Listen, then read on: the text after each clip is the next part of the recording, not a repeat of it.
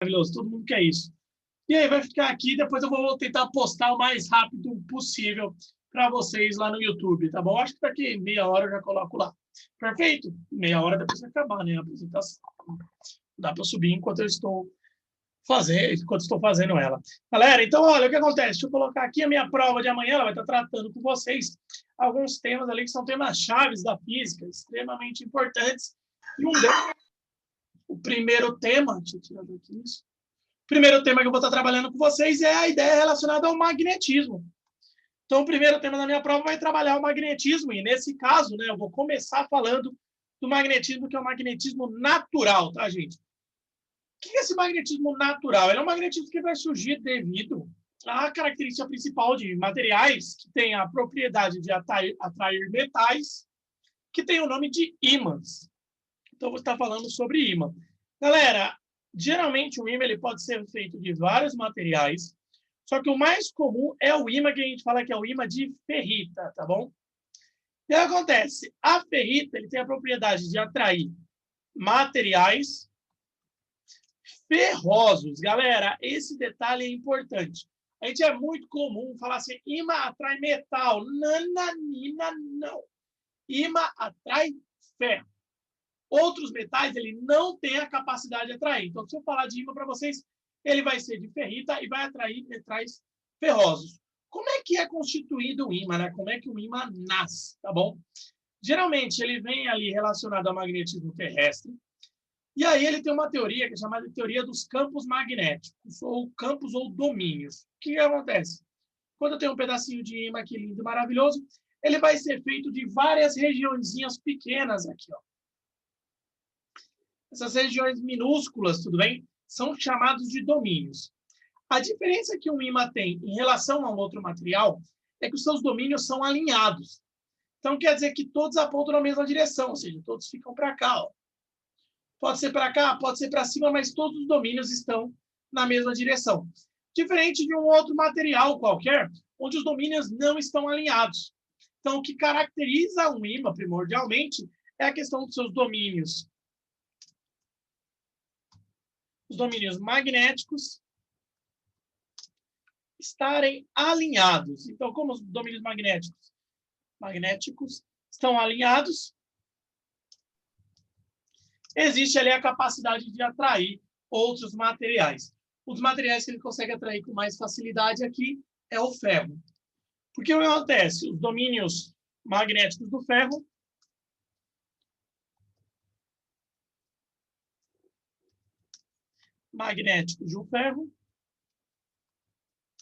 podem ser reorientados. Então, ele tem essa capacidade de ser reorientado. Essa é a diferença principal, tá bom? Pode reorientar ali o ferro, por isso que ele tem essa capacidade de ser atraído. Gente, coisa importante aqui que eu gosto de chamar a atenção, tá? O ferro, ele só sofre atração, tá bom? Ferro não sofre repulsão. Isso é extremamente importante. E, além disso, todo ímã tem ali na sua constituição dois polos. Então, quando eu pego um ímã lindo e maravilhoso, ele vai ser dividido aqui ao meio. E, de um lado, eu tenho um polo, que é o polo norte. Galera, isso aqui é padrão, tá? O polo norte, ele é sempre norte magnético. Ele é indicado em vermelho, tá bom? Enquanto do outro lado, eu tenho o polo, que é o polo sul magnético, que ele é orientado em azul, tá, gente? Então, o polo norte ele é vermelho, o polo sul ele é azul. Isso é extremamente importante. Quando eu tenho dois ímãs interagindo, eles seguem uma lei. Sempre que eu tenho norte-norte, deixa eu trocar a cor aqui. Sempre que eu tenho norte-norte ou sul-sul, ou seja, polos que são iguais, eles sofrem um comportamento que é um comportamento de repulsão. Então, eles tentam se repelir, eles tentam se afastar. Eles sofrem repulsão. Quando eu tenho aqui norte e sul e norte, né, polos opostos, aí o comportamento é um comportamento de atração. Os polos irão se atrair. Extremamente importante. Então, ele tem atração. Uma coisa importante em relação aos ímãs é que ele é, tá, galera, indestrutível. Como é que eu falo assim, indestrutível? Você nunca vai separar o Polo Norte do Polo Sul. Ao tentar separar o Polo Norte do Polo Sul, você vai criar dois novos polos, tudo bem? Então, os polos de um ímã são inseparáveis. Essa é uma coisa extremamente importante quando eu falo de ímãs. Tem essa característica de ser inseparável. E até agora eu trouxe para vocês como é que funciona o magnetismo natural dentro de um ímã. Galera, vocês têm alguma dúvida referente a esse conteúdo? Tá ok? Só um joinha aí para ter uma ideia. Só. Certo? Vi aí que a maioria tá ok, né? Subiu, pá, então daquele jeito. Posso passar a página também, gente? Ok? Buenas. Tá, um pouquinho ali, o Paulo pediu para a gente dar uma segurada, sem problemas. Paulo, pode deixar. Deixa eu referenciar de novo, Paulo. Você chegou depois, a galera que chegou também, depois, acho que a Emily, Eduarda, Luísa também. O que acontece? A nossa prova ela vai ficar na 6ª aula, no lugar da aula da professora Lilian, tá? Então, eu vou pegar a aula dela e eu vou aplicar lá na última aula, tá bom? Só para deixar, depois eu faço um avisinho lindo e bonito lá de novo no grupo, tá? Pode deixar que daqui a pouco eu coloco lá. Paulo, me dá um toque aí. Pode ir? Pode ir? Pá? Segue o jogo? Lança braba? Então pode ir, então. Boa. Deixa eu colocar aqui. Certo? Então, senhores, coloquei aí para vocês como é que vai trabalhar esse ímã, né? O ímã natural. Agora a gente passa a estudar a questão relacionada ao magnetismo terrestre. Gente, o que vai acontecer, tá? A Terra ela se comporta como um imenso ímã. Da onde que sai esse magnetismo dela? Ele vem primordialmente do núcleo. Então, no núcleo ali você vai ter cargas em movimento. E aí a questão da existência de cargas em movimento gera o campo, que é o campo magnético terrestre. Ela gera lá o campo magnético terrestre.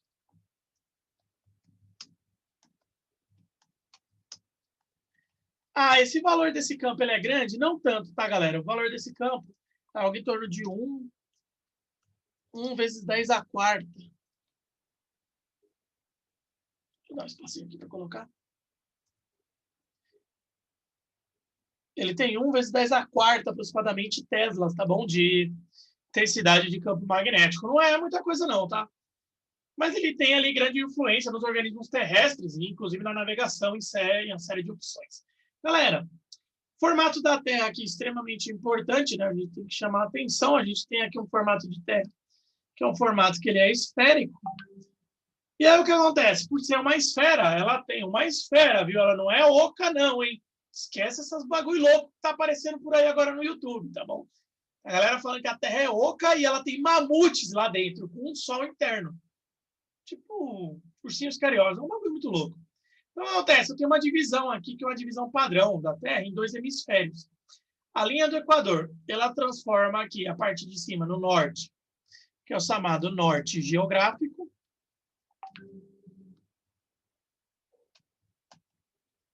E aqui embaixo, eu tenho também o nosso sul e o sul chamado de sul geográfico também. Então, essa é a definição padrão ali para em termos de geografia. Só que o que acontece? A Terra ela também tem 2 polos. Só que os polos da Terra são invertidos. Então, esse é um detalhe importante. No local em que eu tenho um sul geográfico, existe um polo norte magnético.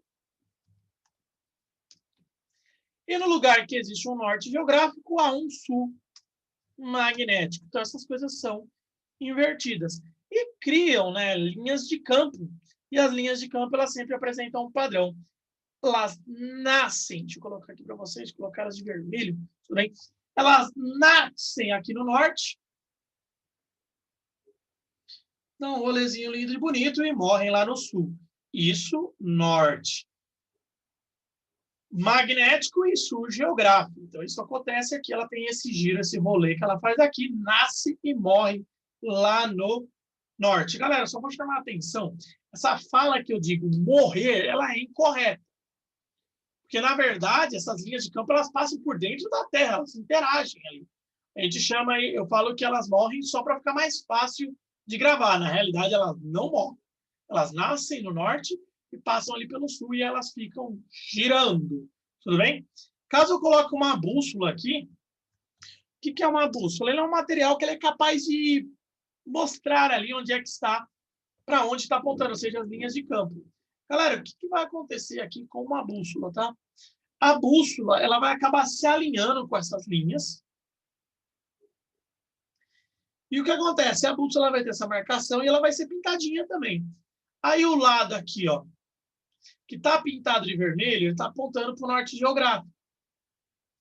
Então, por isso que a gente fala que uma bússola ela aponta para o norte. Ela aponta para o norte geográfico, que é um sul magnético. Cuidado, tá? Enquanto a parte azulzinha dela, tá?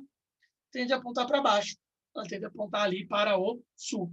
E a função da bússola é isso mesmo, orientação espacial. Ela te orienta ali na Terra para saber para onde você tem que ir. Ela te dá um referencial, além de referenciar os outros animais que vivem na Terra. Galera, vocês conseguiram pegar essa ideia do magnetismo terrestre aqui? Eu vou pegar como é que funciona? Tem alguma dúvida nessa parte essencial? Não, não? Sim, sim, tá de boa? Posso seguir então? Segue o jogo? Buenas. Ótimo, galera. Então, ó, Paulo, posso trocar? Galera, posso trocar aí? Posso passar? Buenas? Ótimo. Então, ó, vou colocar aqui. O que acontece? Tratei para vocês a questão que está relacionada aí à bússola, né? O jeito que ela vai trabalhar. Agora, o que surge para nós é uma questão relacionada ao magnetismo, mas agora o magnetismo artificial. Por que artificial? Porque agora ele vai ser gerado por elementos artificiais como fios. Então, o que acontece? É o magnetismo que ele vai ser gerado ali devido ao movimento de corrente, de cargas elétricas, ou seja, corrente elétrica. Se eu tenho corrente elétrica, eu tenho magnetismo. Então, a corrente elétrica gera obrigatoriamente a vocês magnetismo. Essa relação descoberta ali no século XVIII é extremamente importante. E a gente ainda vai ver, como última matéria desse ano aí, o contrário, magnetismo gerando corrente elétrica. Então, você tem um momento de ida e volta aí muito interessante. Tudo bem? Então, o que vai acontecer? Primeiro, a gente vai ter que estudar qual que é a estrutura que vai gerar esse magnetismo, ou esse campo magnético que está surgindo. Galera, o primeiro tipo de estrutura que eu vou trazer aqui é quando eu tenho fios. Essa aqui é a mais importante, é o que mais tem que aparecer, tá? Galera, quando eu tenho fios, o campo magnético ele vai ter um módulo, uma direção e um sentido. O módulo ele se torna mais fácil de calcular. Qual vai ser o módulo do campo elétrico, o campo magnético, perdão, que é dado pela letra B, tá? O B aqui, ele vai ser igual a μ0, μ0 é uma constante, eu vou passar ela para vocês, vezes a corrente elétrica sobre 2πr. Cada um desses elementos é importante. Primeiro deles, tá? μ0 é chamado de permeabilidade magnética. Vou colocar ela aqui, ó. É a permeabilidade magnética. Ela tem um valor específico, tá? O valor dela é... vou colocar aqui escrito, fica melhor. O valor dele é 4π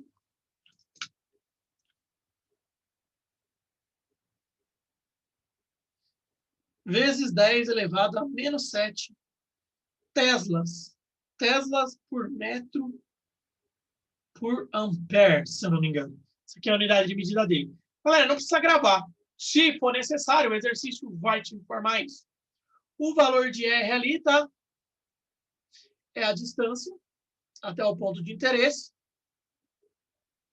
E deve ser medida em metros. Enquanto o valor de I é a corrente elétrica. E aí, de novo, né, galera? A corrente elétrica deve ser dada em ampere, que é a unidade de medida oficial no sistema internacional. Isso aqui é quando eu estou tratando com fios, tá bom? Caso eu esteja tratando com espiras, a ideia ela não é muito diferente, tá? Com espiras, ele vai trazer a seguinte ideia para vocês aqui, tá? A única coisa que vai subir é aquele π ali. Vai ficar aqui B, campo magnético do presente, é igual a μ0 vezes I sobre 2R. Então, o grossário continua igual, tá? Agora, se eu tiver múltiplas espiras,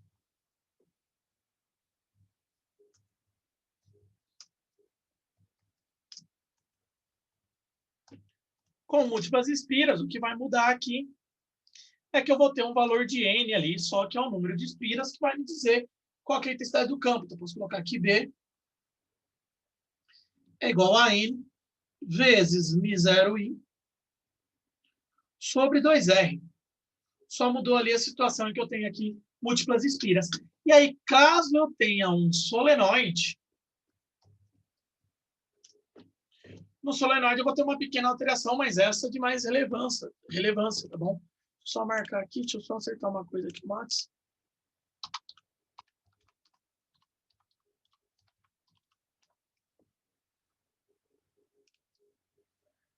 Então, o que vai acontecer no solenoide? Né? O solenoide eu vou ter uma pequena diferença ali na hora que eu for trabalhar, tá bom? Para poder calcular o campo de um solenoide, campo gerado por um solenoide, ele vai ser igual a μ vezes I, ou seja, μ0 ali, vezes I, vezes N, que é o número de espiras, sobre L, que é o tamanho do solenoide. Só essa ideia aqui que eu vou ter de diferente, caso apareça um solenoide para vocês. Galera, essas são as principais fórmulas para calcular o campo magnético. Tem alguma letra ou alguma coisa ali que está meio perdida para vocês? Vocês não conseguiram pegar? Ou está ok até o momento? Rogério, ali na permeabilidade magnética é 4π vezes 10 a menos 7. Tesla por metro por ampere. Tá, obrigada. Tá bom? É só para mostrar quais são as unidades ali do sistema internacional, tá? Perfeito? Ótimo. Deixa eu ver aqui se tem mais alguma pergunta via chat. Acho que não. Não, não tem não. Tá bom? Então, galera, qualquer coisa aí vocês podem perguntar à vontade. Certo? Ótimo. Galera, pegar essa parte aqui, as fórmulas, é questão de aplicação, né? Você pegar ali os dados e jogar. Qual é a parte que complica? É quando eu falo de direção e sentido. Porque o que acontece? Quando eu falo de direção e sentido desse campo, ele vai trabalhar com uma regra essencial, tá bom? Que é a nossa chamada, né? Regra da mão direita. Deixa eu confirmar que estou na mão certa. Tem que ver aqui o lado que eu tô, tá? Deixa eu ver do lado de vocês. Então, usando aí, vai ficar... Deixa eu ver. Tá. Para vocês fica isso. Regra da mão direita, tá, galera? Então, grava isso. Regra da mão direita. Ela vai falar, tá, gente? De campo magnético, tá? Então, a função dela é falar qual é a direção do campo magnético. Como é que ela vai funcionar, tá? Você vai ter que pegar, por exemplo, um fio. Deixa eu colocar aqui um pedacinho de fio. E antes disso, vai ter que ser informado para você qual é o lado da corrente. Digamos que essa corrente ela esteja subindo aqui. Então, o valor de I ele está subindo. Tá bom? O que vai acontecer? O campo ele gira em torno do fio de maneira tridimensional. Então, acontece, o campo está girando aqui ao redor do fio. Como é que você vai fazer? Você vai pegar assim, a sua mão direita, você vai colocar o dedão na direção da corrente e vai fechar a sua mão, como se você estivesse dando um tapa. Tá bom? Dedão para cima, você está dando um tapa. O que vai acontecer? Desse lado aqui, ó, os meus dedos eles estão entrando na câmera. Portanto, eles estão entrando na tela.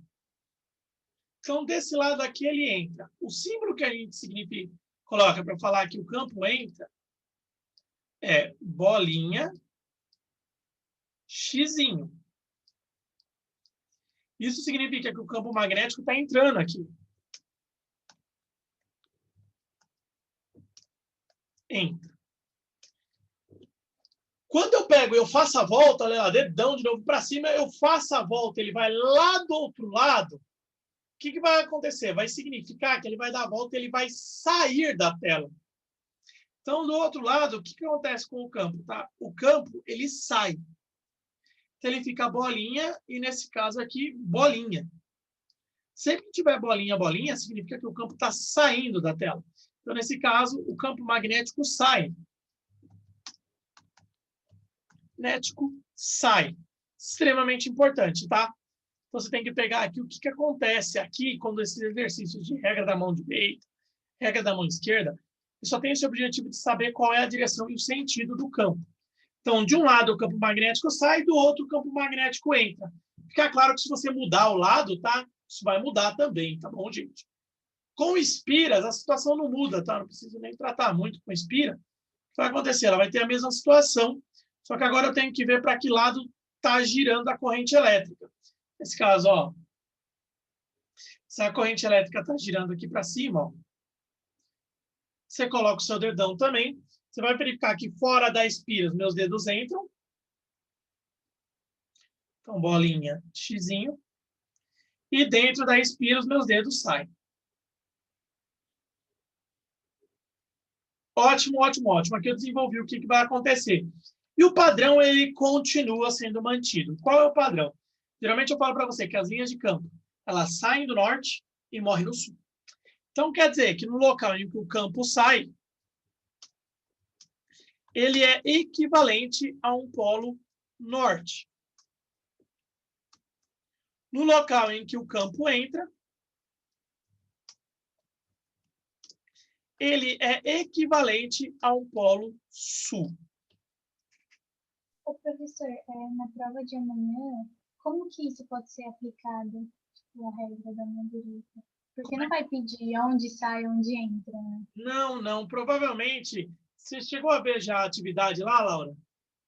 Não, ainda não, vou fazer Dá hoje. uma olhadinha, né? Na atividade tem lá um modelo de como é que eles vão vai cair isso. Mas a ideia é a seguinte, tá, Laura? Geralmente vai ter um fio lá e ele vai perguntar para você se o campo ele vem na sua direção ou se ele se afasta de você. Pegou a ideia?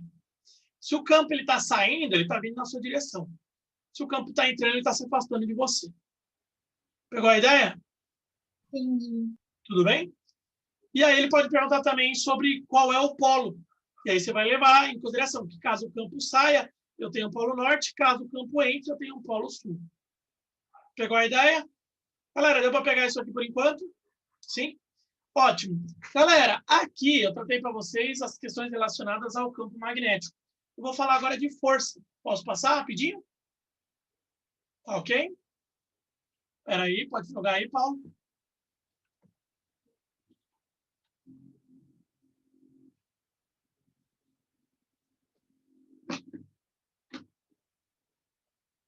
Certo? Então, vou colocar aqui. Deixa eu jogar. Certo? E agora eu vou falar para vocês sobre força magnética.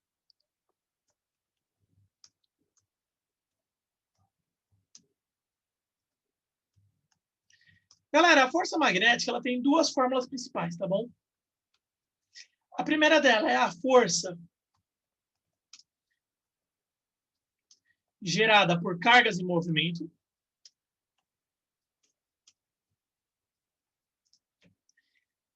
E a segunda delas é a força gerada por fios. São as duas possibilidades, tá?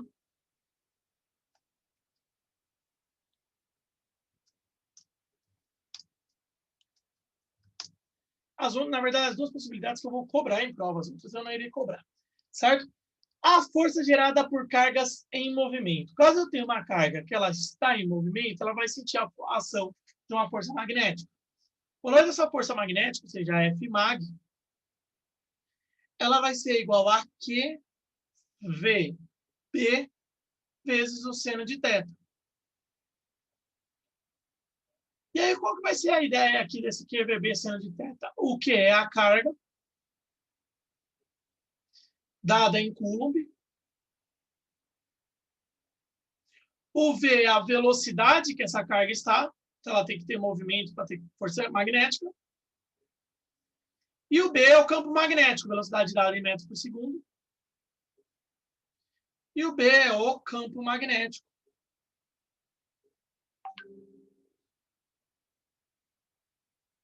Dado em Tesla. Galera, a questão daquele seno é o seguinte. O local em que eu vou ter a força magnética máxima é quando eu tenho 90 graus entre a velocidade e o campo. Se os dois estiverem na mesma direção, a velocidade e o campo apontarem para o mesmo lado, eu vou ter o seno de zero. E, galera, o seno de zero é zero. Por isso, não existe força magnética nessa situação, tá bom?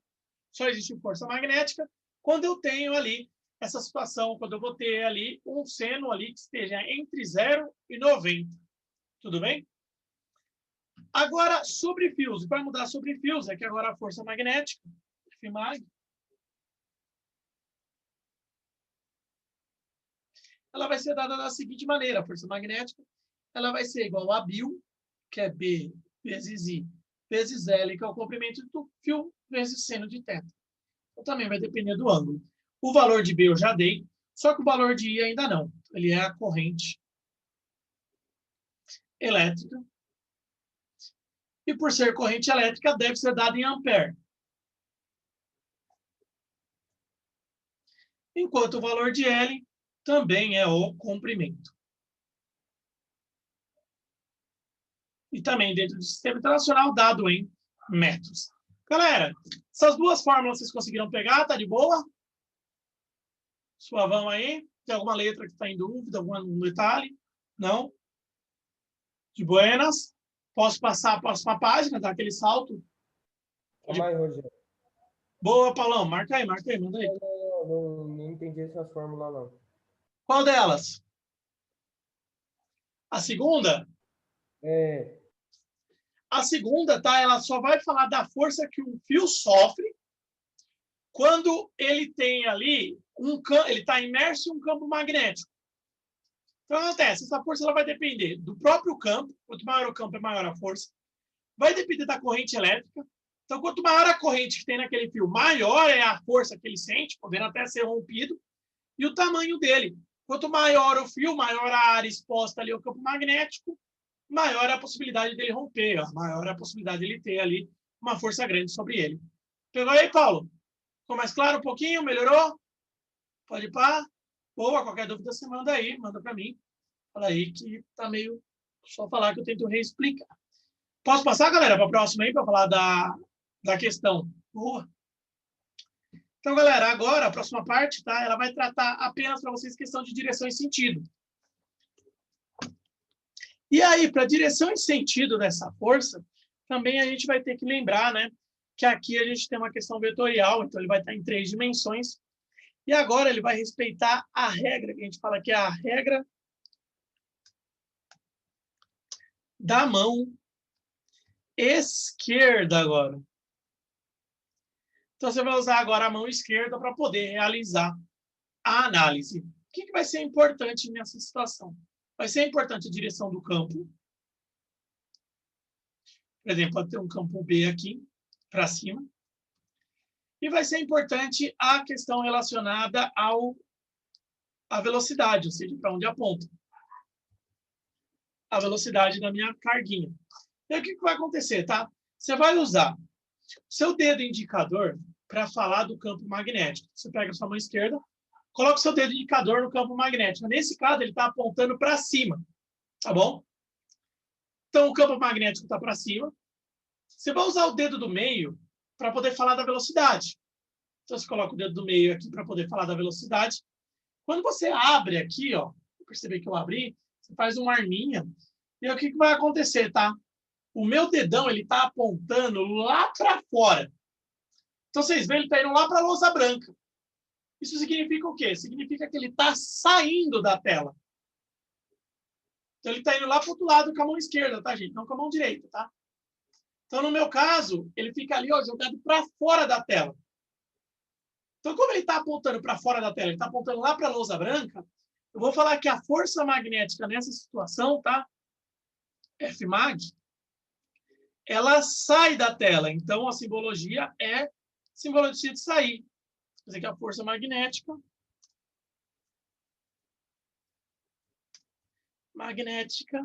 sai. O que isso vai significar, tá? Digamos que tem uma partícula, ela entrou nesse campo. Então, ela entrou aqui, ó, reto na câmera, ó. Tá vindo aqui, ó. Quando ela sente a influência do campo, ela vai sendo jogada para fora. Então, ela é empurrada lá para trás. Ele não consegue andar mais reto. A carga ela é jogada lá para o outro lado. Então, ela é praticamente estompada lá para trás. Deu para pegar essa ideia aqui, gente? Como é que funciona essa questão de você utilizar a regra da mão esquerda aqui? Deu para pegar? Sim. Tem mais alguma dúvida específica, galera, sobre essa regra da mão esquerda? Extremamente importante. Ela tá... Gabi, eu acho que o seu áudio cortou, não está saindo. Você está falando, mas... Ah, tá. A velocidade qual dedo mesmo? Eu confundo os dedos. No meio. Sei que não é legal lembrar dessa cena, né? Eu fazendo isso com as pessoas, mas... Tá. Tá? E o Beleza, obrigada. indicador é o do campo magnético. Tá bom? E aí você abre aqui e mostra direto qual que é a direção da força. Galera, isso aqui é o que eu vou cobrar em relação à área de magnetismo e eletromagnetismo. Então, ele morre aqui toda essa parte. Tá bom? A parte que ela vem agora é um pouquinho mais teórica. E ela vai estar muito mais focada ali na questão de aplicação de fórmulas e conceitos. O que a gente vai trabalhar, tá? Deixa eu colocar rapidamente. Posso passar a página? Tá de boa aí? Pode passar? Sim, sim, sossegado? Não, não? Boa, boa. Então, o que acontece, galera? Nessa parte aqui que eu estou trabalhando, tá? A ideia é relacionada à eletrostática. Então, ele está considerando o que aqui? Tá? Na eletrostática, eu estou pensando em cargas. São cargas paradas. E a relação que existe entre elas, tá bom? Uma primeira coisa, quando eu estou falando de cargas paradas, é a própria força elétrica. Galera, a força elétrica em cargas, elas podem ser de dois tipos, tá bom? Ou elas podem ser de atração,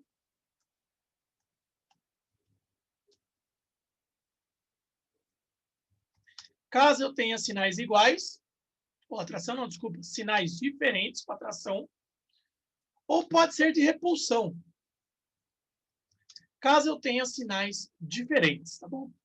Essa força, que é a força elétrica, ela vai depender aqui de alguns fatores especiais. Então, a força elétrica é ela vai ser calculada como K, que é a constante de Coulomb, vezes Q1, que é a carga do objeto 1, vezes Q2, que é a carga do objeto 2, sobre a distância entre eles ao quadrado, tá bom? Trazendo aqui o significado de cada letra, né? K, Q1, Q2 e R. Então, galera, a constante de Coulomb ela tem um valor determinado. É 9 vezes 10 a nona Newton por Coulomb.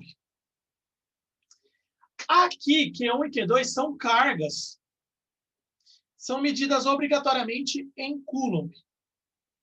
Então, caso apareça microcoulomb, nanocoulomb, você tem que mexer aqui, você tem que conversar. Deixa eu arrumar isso aqui. Isso aqui são cargas. Tá bom?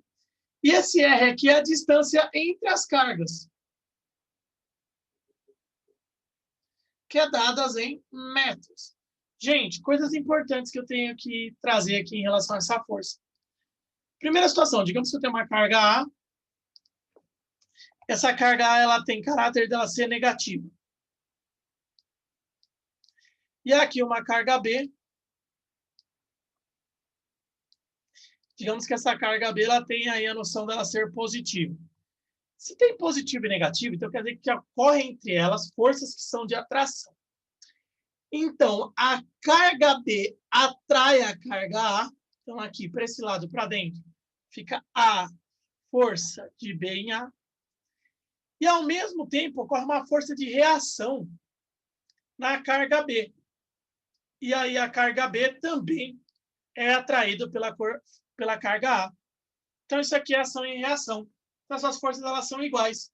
Da mesma maneira que A atrai B, B atrai A. Então, elas sempre surgem em pares. Se for resolver um exercício, lembra da situação. Forças elétricas surgem em pares. Galera, vocês pegaram aqui a situação da força elétrica? Sim, sim. Boa. Posso passar a página aí? Ali é atração sinais diferentes, repulsão sinais diferentes mesmo? Elas têm sinais diferentes, por isso elas têm atração. Ah, desculpa, ali em cima, né, Gabi? Aqui na repulsão são sinais iguais. E aí, eu tenho repulsão. Obrigado. Acho que o correto são sinais iguais. Falei uma coisa, escrevi outra. Tá bom? Então, quando tem ali repulsão, significa que as cargas têm sinais iguais. Aí o que mudaria ali no sentido das forças é que agora elas ficariam para fora. Ficariam para cá, tá? Ficariam mais para dentro. Tá bom? Ótimo, galera. Eu vou passar agora. Pode pulsar rapidinho? Sim. Então, ó, vou colocar a próxima aqui. Deixa eu lançar a braba. O que acontece? Agora eu vou falar do campo elétrico. O que acontece? Essa força elétrica é uma força que ela age à distância. Se ela age à distância, obrigatoriamente tem que ter um ente que é responsável por transmitir ela. Esse ente é o campo elétrico. que ele vai ser dado pela letra E. Como é que vai ser calculado esse campo elétrico, tá bom? O campo elétrico ele vai depender de uma carga de prova. A carga só para testar a existência de uma força lá. Então, o campo elétrico E ele vai ser igual a Fel dividido pela carga Q. Então, significa que você também pode escrever a força elétrica como o campo vezes a carga. E caso eu abra essa expressão, eu posso trazer ela dependendo de alguns fatores também. O campo E ele vai ser igual a K vezes carga 1 dividido por R ao quadrado. Com os mesmos significados, tá? O K continua sendo a constante eletrostática e o Q1 também. A única diferença que tem nesse Qzinho é que a gente chama ele de carga de prova. E vai ser ele que vai determinar a direção dos vetores. Caso o Qzinho seja negativo, seja menor que zero, Fel e E apontam para sentidos opostos. Então, acontece, a força e o campo eles vão apontar para sentidos opostos caso eu tenha Q menor que zero. Caso eu tenha Q maior que zero, seja Q positivo, Fel e E apontam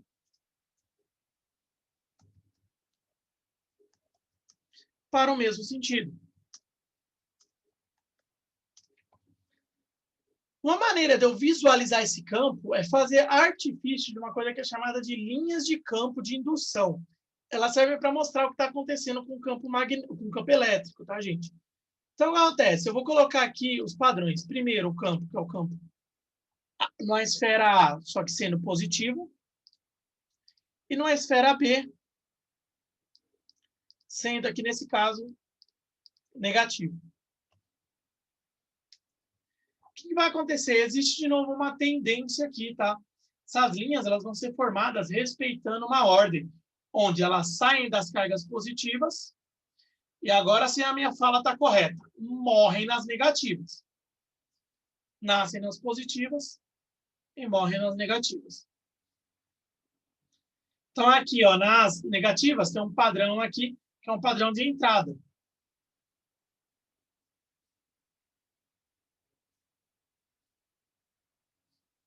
Enquanto nas positivas tem um padrão que é um padrão de saída. Isso aqui tem a função de representar o que está ocorrendo. Galera, quem tem mais linha tem mais carga, tá bom? Então, nesse caso, A eu tenho 1, 2, 3, 4, 5, 6, 7 linhas. Em B eu tenho 1, 2, 3, 4, 5, 6. Então, significa que a carga de A é maior que a carga de B, tá, gente? Essencial isso, tá bom? Tem uma diferença entre eles. Galera, essa parte de campo aí, deu para pegar? Sim, Mais sim. ou menos. Mais ou menos? Ah, o Paulo tem um motivo especial do mais ou menos, né, Paulo? Você perdeu as últimas 2 aulas. 2 não, 3, não é? 3. É, bicho, tenso. Eu, junto com a aula, vou mandar os slides, tá? Que eu utilizei lá naquela revisão. Então, eu mando para vocês tudo isso aí, tá bom? Certo? Galera, posso passar a página? Sim? Ótimo, galera. O que eu tenho agora só? Eu tenho a questão da diferença de potencial. Diferença de potencial e energia potencial eletrostática.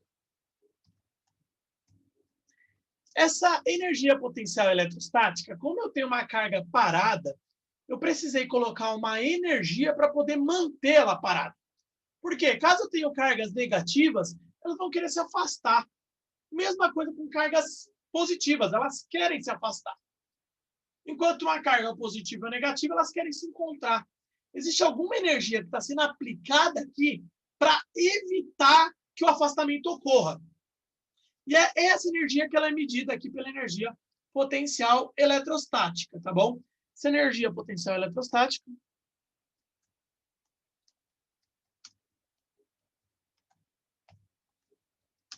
ela vai ser calculada da seguinte maneira, tá bom?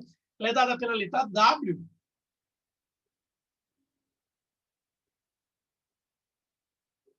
E esse W vai ser igual a K vezes Q1 vezes Q2 dividido por R1 de 2, ou seja, a distância entre 1 e 2. Qual que é a diferença disso para a força elétrica, tá? Galera, a força elétrica ela tinha um quadrado aqui em cima na distância. É essa a única diferença, tá? A energia ela cai num ritmo mais calmo agora. E aí o que acontece? Geralmente, para você ter energia, você vai precisar ali criar uma ideia chamada de potencial elétrico. O que vai ser esse potencial, tá? É a energia que eu teria em alguma situação, em algum local, caso eu colocasse uma carga ali. Esse potencial elétrico ele é dado pela letra V.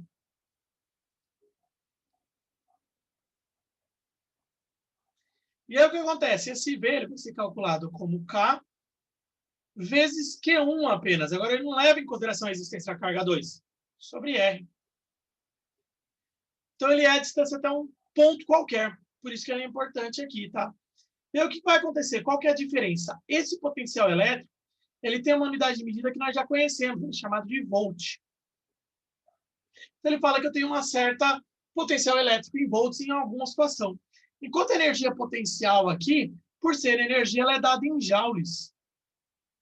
Ela tem a sua unidade de medida dada em joule, enquanto o potencial elétrico ele é dado em volts. Quando eu falo de diferença de potencial, tá, gente? DDP. E aí eu coloco para vocês a DDP entre 1 e 2, ela vai ser o potencial 2 menos o potencial 1. Isso é chamado de DDP. E aí dá para trazer também essa DDP em relação à energia. A energia potencial eletrostática, W, ela vai ser igual a Q vezes a diferença de potencial entre o ponto 2 e o ponto 1. E aí traz, basicamente, essa ideia relacionada à energia potencial eletrostática. Galera, deu para pegar esses dois conceitos? Teóricos, tá bom? Dois conceitos bem teóricos. Então, por isso tem essa aplicação aí. Fórmulas também deu para pegar, até que de boa. Gente, ó, diferença de potencial e tensão. A única diferença é a tensão ela sempre é positiva. A diferença de potencial ela pode assumir um valor que é um valor negativo. Tá bom? Basicamente, isso que eu tenho para cobrar na prova de vocês. Vou cobrar essas partes em eletrostática e vou cobrar aquelas partes em magnetismo e eletromagnetismo. Galera, se tem algumas dúvidas específicas agora para poder tratar aqui?